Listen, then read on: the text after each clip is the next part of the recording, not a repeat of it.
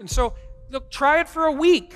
It's nothing, right? And you might think, oh, God, what you'll find, if it works, is, A, you don't get nearly as upset about the things that used to upset you.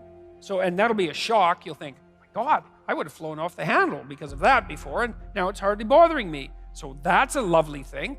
And then the second thing is, if something bothers you, you'll recover way faster. The first thing I would do if you're highly emotional, volatile, fly off the handle, a lot of mood variation, a lot of negative emotion, the first thing you might want to think about is whether or not there's actually something wrong with you, like physically. You might be ill, because illness can do that to people, and so you should go get yourself checked out. You know, you might have an inflammatory condition or something like that. And the next thing I would check out is like, are you sure you're not hungry? I'm dead serious about this. I mean, with many of my clients who've been anxious, like a lot of them, they come in and say, I'm so anxious. I had this one client, she'd come in and she'd say, God, you know, I'm so dead at the end of the day. I'm just wiped out. I've got no energy at all. All I can do is lay down. She was like 24. All I can do is lay down and watch like the same movie I watched the night before. Is that normal? It's like, well, no, it's not. So, and I knew this. I said, well, what do you eat? And she said, well, I usually don't have any breakfast. And then I have like a little bowl of rice for lunch, and I usually have something like that for dinner. And I thought, you live on 2 balls of rice a day, and you're wondering why, when you come home at night after a full day's work, you don't have any energy. I said, well, have you considered the possibility that you're starving to death? I said, okay, look, here's what you do. Get up in the morning and like have 2 eggs. You don't have to enjoy them. You know, because people say, well, I'm not hungry. It's like, why is that relevant? That's not the issue here. It isn't like gourmet time. It's not starving to death time.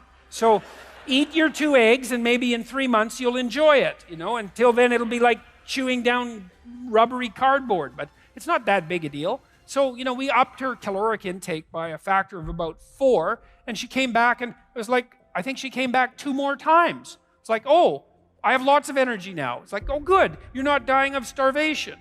It's like, and I'm telling you, like, if you're a volatile person, try this. Eat a high-protein, high-fat meal in the morning. No sugar. And a big one. Like, have a steak. Have something solid. And doesn't matter if you like it. Who cares? Cook it the night before if you don't want to cook it then. Just try it for a week and see what happens. My suspicions, I've had half my clients, I would say, have dropped their volatility levels 50% by eating a high-fat, high-protein breakfast. And then also notice that if you are crabby, you know, and volatile and touchy and you can't get along with anyone, go eat something. Like have 2 teaspoons of peanut butter and wait 10 minutes and see if you're still a witch.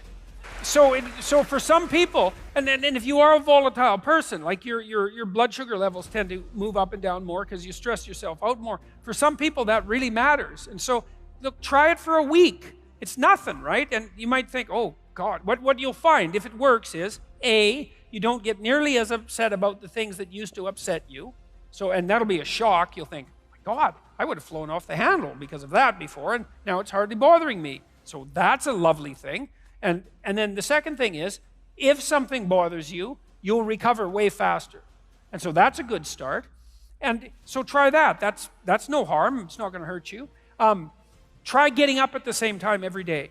That's really important. If your sleep-wake cycle is not regular, and you're a volatile person, say biochemically, genetically, having a sleep-wake cycle that's dysregulated is going to be very hard on you. So it doesn't matter quite as much when you go to bed, although it would be good to regularize that too, but at least pick a time.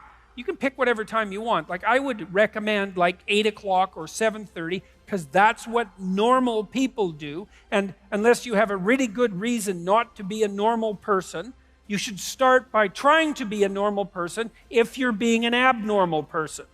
So try to get up at the same time. And try that. You can combine that with eating and see, like my suspicions are 50% improvement virtually immediately with that. You know, there's lots of things you can try. Sleep. That might be number one. Food, that's number two. Number three, talk to someone, a professional, if it's really out of hand. Because what do you want to do? You want to suffer terribly for the next 10 years? And plus, if you do have a lot of excess negative emotion, it's really hard on you psychophysiologically because you produce a lot of stress hormones, and that makes you old. So it's dangerous physically as well. Having dysregulated negative emotion is no picnic, man, and it's really hard on the people around you as well.